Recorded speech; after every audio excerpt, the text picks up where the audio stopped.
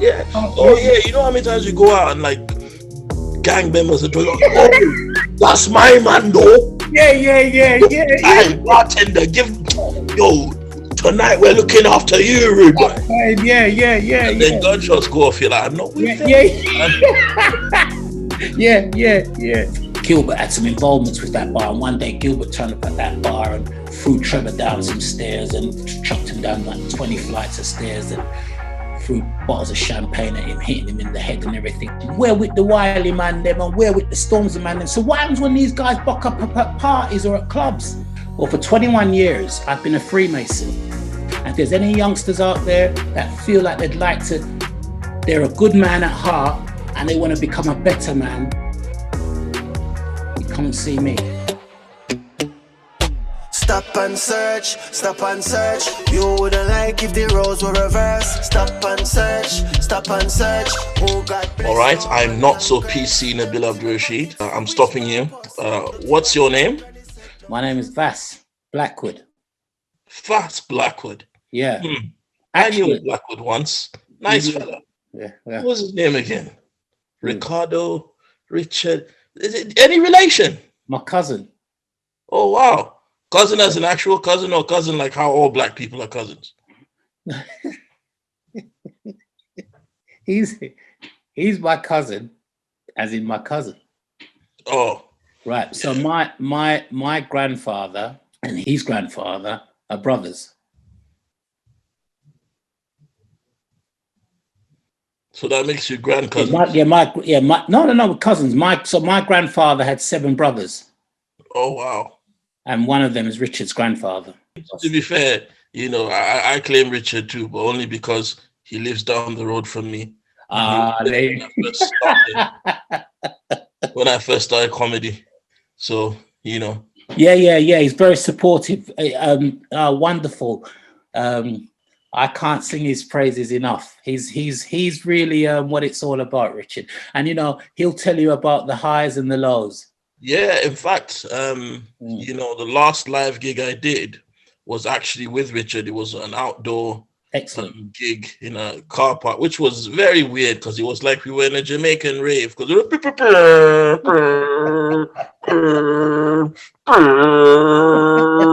all we needed was that, like, you know, they have the crazy. That's all we needed. Really, like they told us to just do the gig as normal and not shout because they could hear us through the radio. Yeah. And I was like, yeah, cool. But as soon as I hear the you have to shout. It's just natural. But yeah, Richard was there and he was brilliant. And yeah, of course, you're trying to distract me, huh? I know, right? Trying to distract PC Nabil. My next question is, where are you from? I was born UCH, University College Hospital, born in W1 and raised in Northwest 5. Yeah, and so where do you live now? Northwest 5. I don't know what that is all about. I'm sorry, you know, I kind of just moved up the road. You don't like to stray too far in it. Yeah, that's right. And, you know, oddly enough, my local police station has been my local police station ever since I known what a local police station was, which is good. I mean, unfortunately for us, that can be a bit earlier than most people, but you know. It varies. It does vary. I've had a little think about this actually, but it does vary. Yeah. So let's delve a bit deeper into who Vas is. Tell me, how did you get into acting? Well, I was doing a little bit of drama when I was at school, secondary school. I did some when I was at primary school, but my secondary school was a pretty kind of how can I say it? It was like a very like a real. I don't know what I was doing there, but it was every day was fun, if you know where I'm coming from. A lot of bragging rights and all of this, that, and the other. But it was, you know, it was an experience, my secondary school, but it molded me into what I am now. After school, I was going to go to Westminster University to do a catering degree. And I started It's very good. It was also I also was employed as well, being employed as well by a well-known hotel chain, but I won't say the name. But so it was a really good, it's like an apprenticeship type of thing to do my degree as well as to work for them. So I was working and building myself and getting the degree. So it's all very good for me. But then I pulled out, and I just pulled out one day. I just decided I wanted to be an actor. I remembered when I decided I wanted to be an actor. I was coming back on the bus, going through Sloane Square, and I just decided I'm going to be an actor. And I started. Yeah. I actually remembered doing it. Yeah, I remembered when I said it and where I was. And then it started from there. And I just started to go to, I was already going to a place called the Old Red Lion Pub Theatre in Islington. And it's a very well-known place. You know, when everything gets back to normal, you must check it out. I mean, comedians go there, actors go there. It's got a great theatre upstairs. And a lot of actors, famous actors used to go there, coming up actors, you know, back in the day. And I used to hang out with a lot of those guys. And there was a lot of directors and producers go there. And there was a director who was, he was developing a play. And he started some workshops, and I had just broken out from this degree job that I was going to do. And he invited me down to these workshops in West London, near Ladbroke Grove, Chippenham Mews, which used to be called the Factory, but then it became the Ashantua Centre, I believe. Ashantua. Did I say that right? I think reverse gentrification there. Okay, so it was the Factory, that's right, because of the area, you know, people wanted their thing. And man, and I was holding my own in the workshops. And then the writer of this, there was a writer commissioned to this theatre company via the Arts Council. He was writing a play. His name was Farouk Dondi, actually, who went on to become controller and head of the ethnic department at Channel 4. But at the time, he was a school teacher who was once ran a newspaper called Race Today with Dark as Hell. And there was the play that he was writing was very much about this type of a thing, their background. And I got a role. I held my own in the workshops over a course of 8 weeks. And I got a role in the play when it was actually written. I got my equity card from there, and I started acting at the age of 18. And, you know, this sort of industry has its ups and downs. I mean, have you ever had any bizarre moments as an actor, whether it's a character or in a moment? Like, I can remember my introduction into comedy. For me, a bizarre moment I had was going to a place called Albertine's Wine Bar, right, in Lewisham. And my mentor, I met him that day. He's a man called Jeff Schumann, right? Now, I went to the bar, I went backstage, and there was a comedian called Wayne Dibby Rollins who used to go on stage dressed as a woman. And I'd never seen, you know, this wasn't 2020 where these things are common, right? This was 2000, and how long have I been doing this now? It was 2009 or something like that. I go backstage and like this Jamaican man comes, yo, wagwan, no cool. All right, pass me the bread. I said, what? Pass me the brown, man. And then he takes off his top and starts. I'm like, what's going on? And he starts putting on lipstick. He's like, yeah, this business takes you to strange places. I said, yeah, it does. So, you know, and that was my introduction to the strange. So have you had any bizarre moments in acting? There's been quite a few, you know. I tell you what, once we was doing a play. It was like 4 guys in a band who know the security guard of a megastar. He's a megastar. So what the security guard has arranged to do with us, the band, is give us like an hour in the megastar's house while the megastar's away performing, right? So he's minding the house for the few hours while he's performing, say, a big show at Wembley. And so the guy that played the security guard, we just thought one day what we'll do, we'll basically just fuck with him, you know what I mean? So we came on set in each different character's costumes. So I'm the drummer, right? Normally I dress a certain way with the drumstick, but someone else came in dressed as me. with the drumstick, one of the other actors, and then the lead guy. And I tell you what, when he noticed us when we came through, when he opens the door, he's on stage and we're not on stage yet. And he looked at us and he went, what the fuck? He mumbled, what the fuck are you not doing? And we just came in, you know what I mean? And we were all in each other's costumes. And we were kind of saying our lines, but he didn't know who to look at. Because we were half sometimes saying the other characters' lines in the costume that we were in. So I've done something like that before. But he wasn't very happy. He wanted to fight with us after the show. But it had got that bad, right? That, you know, we just thought we had to do it because we'd been doing this show for so long and we knew the lines inside out, and he was all right, but he just got all like kind of temperamental about it. But yeah, I mean, we're so adrenalized at shows, aren't you? So, yeah, you know, sometimes it happens. The audience didn't even know, you know, I don't think they really cared anyway, but they enjoyed themselves and we enjoyed ourselves. But I've done things like that. But generally speaking, I will say this, my brother, I try to kind of take what I do very seriously. So, you know, I tend not to mess around too much, you know. I mean, there's people out there, you know, fighting wars and living in the real world and sleeping on the street and having it really hard for themselves. So I just tend to just get on and do what I have to do through the grace of God, because I was blessed to do it. So I just get on with it and try not to let it harass me. And, you know, every day that goes on in my profession, I get stronger and stronger, and I love it even more. So, you know, it's all good. Okay.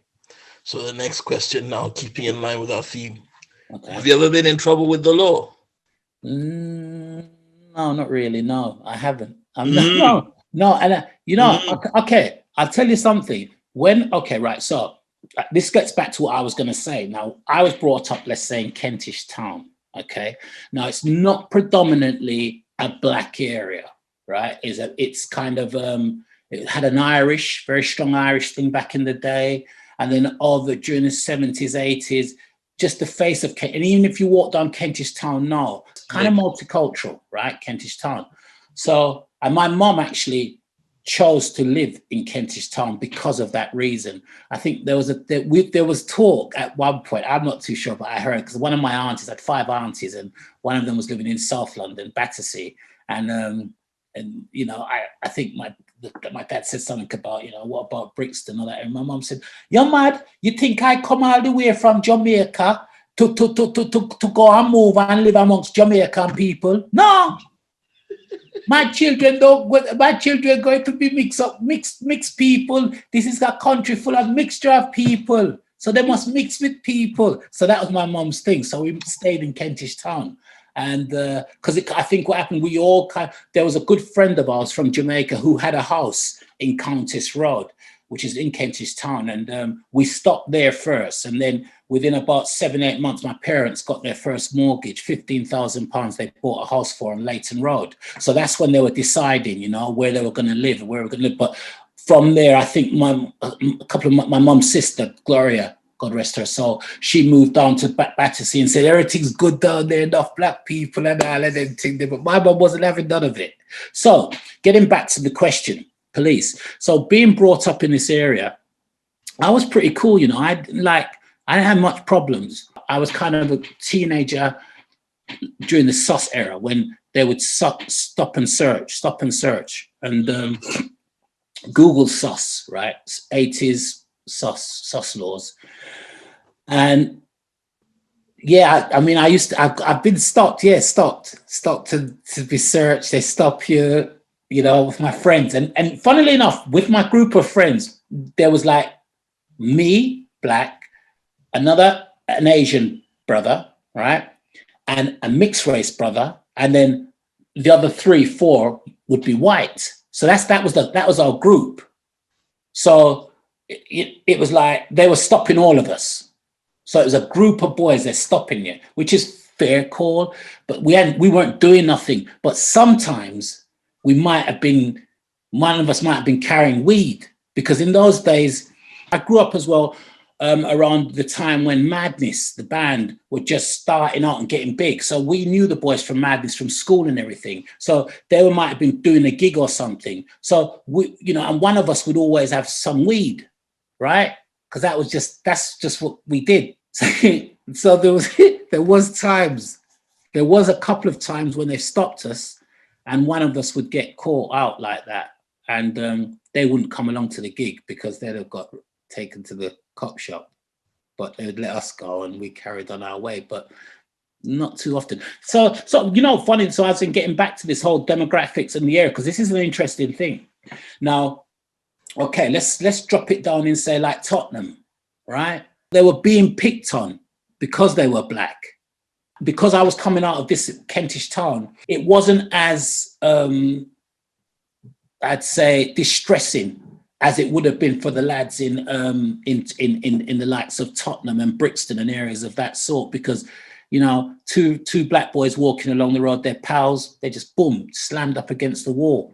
And it was on a regular, So even though it wasn't happening much to me in Kentish town, I was identifying with everyone that was getting pulled in, up and down in places where predominantly black people. But even up to this day now, I have a very open mind, not suspicious mind, a very open mind when I hear of certain things that happen to the youth now, because I have 3 children, and the youth, when I hear and I listen to their mums talking and their dads talking, I'm very much centered and focused on what I'm hearing and listening to it very good, because it resonates.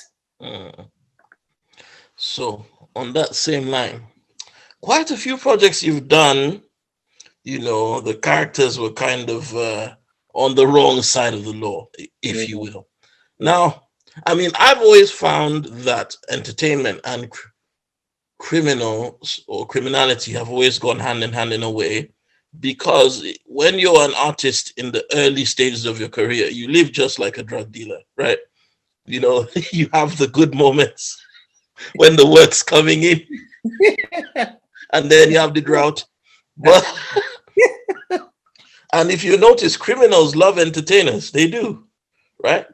Every entertainer has 1 or 2 friends that are criminals, and they come in handy when people don't pay you on time. But that's a discussion for another day. Now, what I wanted to ask. Very true, though. Listen, don't start me up. So I hear. Nail right on the head, my brother. They love us, don't they? Yeah. Yeah. You know how many times you go out and like gang members are doing, oh, that's my man, though. Yeah. Hey, bartender, tonight we're looking after you, rude boy. Yeah. And then gunshots go off. You're like, I'm not with them. Yeah. I want to ask, okay, so what do you do as far as researching for these characters? What kind of background researching do you do to play these characters? Okay, well, now, let's say, for instance, Rory Breaker from Lockstock. Now, Guy Ritchie he casted me, he offered me the role, but he said to me, when he used to come home from college, he used to come home from college to catch the Lenny Henry show, because the way I played Winston. Lenny Henry? Yeah. I've heard of him. Sir Lenny, the Sir Lenny Henry show. The way I played Winston with the dulcet tones, he loved that character. The character of Rory Breaker now, I went to a school, my secondary school was called Sir William Collins, and it was in Somers Town in Mornington Crescent, and it's now called South Camden School. I think it's changed names a few times, but it's one of these schools where I just don't know how I ended up there, but my parents weren't paying attention, but I ended up there, and there was a lot of guys that have come out of that school that became gangsters, real gangsters, top gangsters, and there was one guy there in particular who Rory is partly based off. So his name was called Gilbert Winters.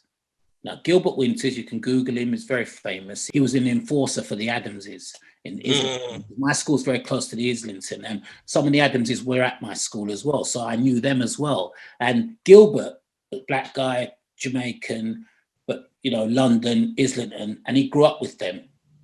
And so Rory was partly based off Gilbert, and then another character by a gentleman by the name of Trevor Smith, who's now passed away. Gilbert went missing, but I knew Trevor Smith from Riverside Studios when I was doing plays. He was a bank robber, black guy, was a bank robber, but then when he came out of prison, the technicians, he had some good friends that were technicians, lighting guys at Riverside Studios, and they gave him work, technician, because he was good at all of that, and he got into the theatre world, Trevor.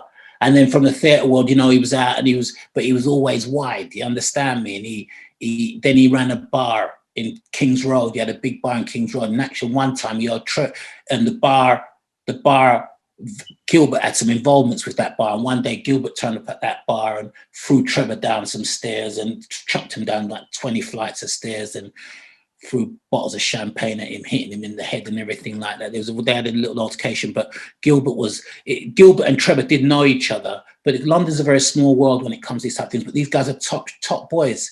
So I based the Rory character very much of Gilbert and Trevor together. And Guy Ritchie knew them both. He had heard of them. So he was like, yeah, go for it. And that was them. So, and, you know, and as you were saying about like guys in like, I tell you, I meet them up to like every day, man. Yeah. Characters, strong attraction. They love telling jokes. They live, you know, they're like Tony Soprano, that whole thing. They're very funny and they love it. And they always say, when they see him, say, Vas, what I love about you, you've done something for yourself, boy. You've done something for yourself.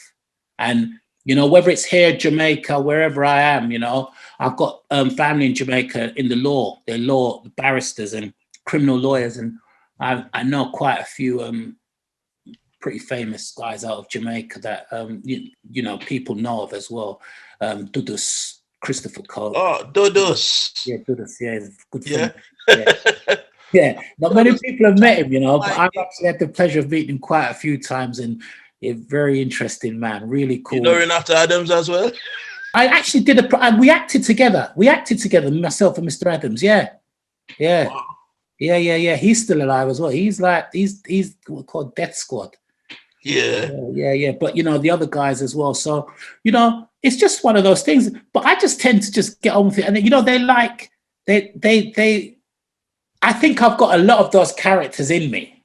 Yeah. But then also, you know, I've also got characters that they're full of, like, say, misfortunate characters, as in they could be just an innocent person, and then all of a sudden something happens and they've got to go golly. They've got to get into it. They've got to try and claw their way back up by being mean or going for it. Or that is the reality, isn't it? Yeah, absolutely. That's life. You know, I mean, obviously, you know, some people enjoy being a bad man or enjoy doing wrong, but a lot of the time it's just circumstance upon circumstance. Yeah. And I think I found as well that a lot of comedic actors have the capacity to also play tragic. Yes. Because comedy and tragedy are... They're combined. It's duality. It's life. Happy and sad. Life is like... I mean, tragedy led me to comedy. I took it up in prison. So, like, I discovered the talent in prison, and then on a bus one day, I decided this is what I want to do. So, you know, crime, tragedy, comedy. But let me ask you this, though. Do you ever feel, when you play these characters, do you ever feel that maybe you might be contributing in a way? And I'm not saying that you are, but do you ever feel that maybe you might be contributing to that negativity in the zeitgeist, especially with the youth watching, glamorizing crime, that sort of thing? Do you ever feel that you might be contributing to that? It's a very good question. I remember. Well, let's look at the question. I'd have to say no. No, and why I will say no is because we're all instilled, and everybody's different. That's what makes this world beautiful. And there's a thing called reality, right? And there's a thing called, you know, fantasy, yeah. And everything that I do, coming from, and as I mentioned my school and where I came from, and these guys, they used to see me because I go to boxing a lot. I like the boxing, and I go to these boxing dues. I know the promoters, so I've got good seats. I'm there, and I'm sitting amongst these guys because, you know, you got boxing. It's like you're going to some kind of amazing like club. You know, everyone turn up in all their gear, beautiful looking women, guys looking cool in their fur coats, and everybody's like very strong links to the VIP. Well. Yeah, so like kind of. I know my reality and I know my fantasy as an actor, as a person. So this is how serious I take acting. So when I'm playing a character, you say, I remember one time my mum laughed. I said to my mum, she said, so what you doing now? What you doing? I said, I'm playing this character, blah, blah, blah. And everything. So why you always playing bad man and gunman and all them things that they can't give you something better to play? I said, no, Mum, it's not that. I said, Mum, don't get it wrong. I'm not gonna get upset about what I'm doing, Mum. It's the job. I'm just doing it, you know? And okay, well, do that job and make sure you get to play a liar. I make sure you don't kill nobody. Yeah, my mum wisdom. Even now, I phone her up after this and, well, what are you doing? 40 years, Mum. 40 years! But anyway, so, yeah, you know, this is the thing. No, that's a character. Rory is a character. In a script, came out of Guy's mind. You know, if you wrote something and we acted in it, you know, it's just the way you wrote it. All right, characters are in prison, he comes out of prison, he's got mates. So what? You got to do it. Listen, I'll go on Netflix now and I'm not looking at color. I'll just watch a certain program, whatever the genre is, and there's a bad guy in it. He's a white guy, blah, blah, blah, whatever. And he plays a character brilliantly. He wasn't thinking that I'm going to start encouraging youths to go out there and do bad things. Let's look, for instance, at music. Yeah. Right. Look at when Stormzy and what's his name, the other one, they start doing diss tracks. I mean, can you imagine that? I mean, I'm an actor, so I don't get a chance to do that. I have to just play a bad character. But when you're doing diss tracks, what's going on there then? So say Wiley's from that part of town, he's from that part of town, we're with the Wiley man them and we're with the Stormzy man them. So what happens when these guys buck up at parties or at clubs? Right? A man's packing, he's got his ting, and someone scuffs somebody's shoes. Come on, this is the thing, you know? Look at the Crips and the Bloods and the rappers that follow which one and which one and which one and which one and affiliated. Some of them guys even invest in movies, you know what I mean, out there. So, yeah, I'm happy to be just Vas Blackwood, because my full name is Vasta, V-A-S-T-A, and I'm junior to my father. So my professional name is Vas, V-A-S, Blackwood, and I'm happy to be just Vas Blackwood, the actor. I play all different kind of roles, you know, and I'm good. And I know I didn't have anything to do with fucking someone getting shot in Brixton. Nothing to do with it. My character, you know, if you I mean, if you did, you wouldn't say. He had an afro and he kept on saying if the milk turned out to be sour. Well, then that's his problem. He got to reevaluate him. Don't just put him in the slammer. He needs to see someone, a doctor, to talk about his mental state of health. So look after that fella, because he's got problems, you know. So it's like that, you know, and I really am, because my business, I love my industry. And when I joined my industry, it was like, oh, it's not a stable job. But what is a stable job now? And people need more entertainment now. Yep. Entertainment goes back from when we were living in caves and sitting around the fire and being told stories and drawings on the walls. That's how far our industry goes. So I'm proud to do what I do. And listen, I have faith, and I believe that what's not there now will be there. And even as we're speaking now, someone's creating. And, you know, some people don't want, some people, you know, they shrug it off a bit, but we keep on coming back. We keep on coming back, keep on knocking at the door. The door's going to open. So this interview here, I believe this interview here and the questions that you're asking are banging on that door again. You know, so it's all, I don't believe in chance. So it's wonderful. So, yeah, you know, I don't think whatever I've ever done has ever mounted to anybody like going out there and doing any badness. No. I mean, how could Al Pacino live with himself? I mean, listen, you say to anybody, I'm sure many fathers said to their son or whatever, you selling that drugs there, do you want to know about coke dealing? Watch this film. And you watch Scarface, it puts it into perspective, doesn't it? So look at Al Pacino. Do you know what I mean? It's like we don't, you know, good question, but no, it's not an issue, not a problem. And you know, I'd say do a good job, make it realistic. You know, you ain't seen nothing yet because there's more. I mean, I meet these people all the time. So I've got ideas. Now, this might be a bit sidetracked, but tell me, what's your opinion on reform? You know, like ex-offenders. Okay. I think that it doesn't matter where you are. Once you come out of prison, no matter what country you're in, doesn't matter what color of your skin, the chances of reoffending are very high. What do you think our biggest issues are with the criminal justice system here? It's a problem, really. But okay, let's talk about, you're talking about reoffending and things of that sort, the justice system. But what about getting into, actually doing crime, finding yourself in a situation? How can we prevent that? How can we prevent interviewing the interviewer? These youngsters coming up, these youngsters, say 18 of a mature age, 18, 19, 20, 21 upwards, trying to find themselves. How can we prevent that?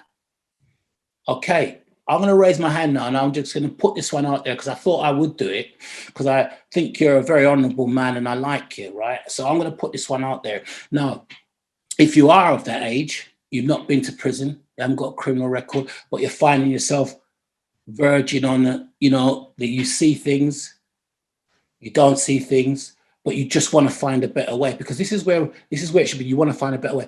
Well, for 21 years, I've been a Freemason. 21 years, a Black Freemason. You're entitled to say that. I'm actually on the, there's a Sky thing called Sky program that was made. Sky TV did a 5-part series on Freemasonry. I know a few conspiracy theories that would like they can, as much as they want to be as conspiracy, I'm telling you this, I haven't landed from Mars. I'm just, I'm Basta. Masons in my family. And Nigeria, it's massive. It's all over the world. But what we do, we make good men better men. So I'm going to put this one out there, and I want your little, use this as a platform. This year, when things get better again, myself and a couple of other brothers, because you have to be proposed and seconded to become a Freemason. So, and we meet, one of the head office is Great Queen Street. Great Queen Street, United Grand Lodge of Ancient Free and Accepted Freemasons is in Great Queen Street. That's the head office there in W2 near Covent Garden, right? So when things do get back to normal, I'm going to be setting up something with another couple of brethren of mine and people at Grand Lodge. And basically once a month, we'd like anyone who's interested from an ethnic background, who's interested in Freemasonry, to come and make an appointment to come and see us. Once a month, we're going to be there. So we'll have a private room or something of that sort. Come and see us and talk to us about what interests them in Freemasonry, why they want to be a Freemason, and if it's amicable with them and we're good with it, we will second or propose them and put them into a lodge that needs more initiates. They need members. There's 2 criteria to become a Freemason. You have to believe in a God. So if you're a Muslim, you're a Jew, Hindu, Christian, right? And we all sit together in lodge, but we don't discuss religion, or we don't discuss politics. So you have to believe in a God, and you can't be an atheist, and you mustn't have a criminal record. So I want to catch you before. And if there's any youngsters out there that feel like they're a good man at heart and they want to become a better man, you come and see me. And I'm putting that out there, and I'm going to talk to Andrew about it, Pritchard about it, and get that out there, because I was talking to a brother just before I came on to this, and I said I want to do that because I'm in a very good position with Freemasonry. 21 years, till I die, and it's a good thing. It's not like meeting a friend in a pub or nothing like that either. It's like having good people around you, good supportive people, because that's what you need in this world. And when you make a phone call because you've got a problem or you want to discuss something, it's good to talk to people that have got sense or like-minded. This is what's lacking. In America, they've got Prince Hall. If you look up Prince Hall, Prince Hall is a lot to do with Black Freemasonry. That's very interesting history, right? But Prince Hall actually petitioned to the UK just after the American Civil War, and they got their lodge, they got their chartered, their lodge certificate, and their lodge was consecrated, agreed by the United Grand Lodge of England. Prince Hall. But the history of Prince Hall is amazing, and up to this day now, and I know many Prince Hall brethren, but we mix. It's different, slightly different in the UK, because you get lodges where a black brother was in a lodge and it's just white brethren in there. It doesn't matter as such. So, but I'm gonna put my foot forward for what your show is all about, and from where you're coming from, and say that when everything gets better, and I will notify your show, and you'll know when I say green light, I'm on amber. I'm on amber at the moment. Say green light. I'm going to put a name out, someone that maybe probably head of communications or someone at Grand Lodge, and you contact this person or email them and say they'll give you the times of when myself and another brother will be there, and we'll probably have an hour or two there, and we'll have meetings where people can come in, sit down, have a chat with us. And if it's for them, it's for them. Fill out the application form. We'll find the lodge that will fit their bill. Freemasons meet 4 times a year. It's cheaper than joining a gym. And you never know. You never know. Okay. I mean, it's interesting because I live down the road from Freemasons, is the correct word, temple? Mm-hmm. But yeah, this is a stop and search. So at this point, what do you have in your pockets right now? I have this here. I had this. This was in my pocket earlier. What's that? This is this stone. Apparently, when I'm reading or studying, I hold on to it, and it kind of gets you to think. This one. I've got a few others, but this one. So do you have different stones for different things?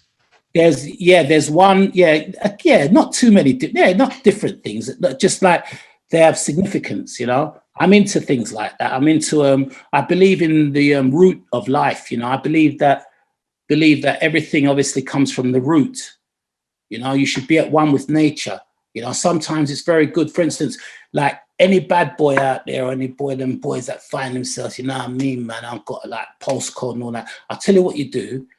You forget all of that, and you just go to your park and go and hug a tree. And the bigger the tree, if you can't get your hands around that tree, that's a big tree. That's an old tree. It's been there a long time. And if you hug that tree and just relax and breathe in and out for about say 2-3 minutes around that tree. And then you walk around, go around the park for, like say time it on your phone. I know you want to go on Instagram. Forget all of that. Actually switch the phone off. Just walk around your park and take in the fresh air and just think. What will happen is nature will get in touch with you. It'll touch you. And when you come out of the park and you start hearing the cars rushing about and concrete blocks and everything again, you'll realize you were somewhere very peaceful. That was nature talking to you. And that's a bit of advice I'm giving you. Get in touch with the supreme architecture. Yeah, get out there and go and get in touch with nature and the roots, because we all come from roots. Well, to be fair, I walk around outside barefoot, but... No, don't do that because you'll catch a cold. No, I'm a bushman. You see, now you're showing off. But you don't show off, because if you show off and start telling people that, people think that they can take you on and they're going to do that. And you're going to say to them, look, not everybody can be a bushman. Oh, no. And listen, and my mom always used to say, don't walk around barefoot because something will run up in your foot. Even back home, you know that. You have to be careful, walk around with things barefoot because you could step on something. It's happened already. Everything.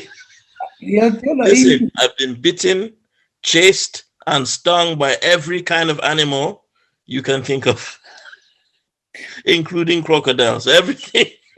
Really? Okay, I haven't been bitten by a crocodile, but I've been chased. What tribe are you?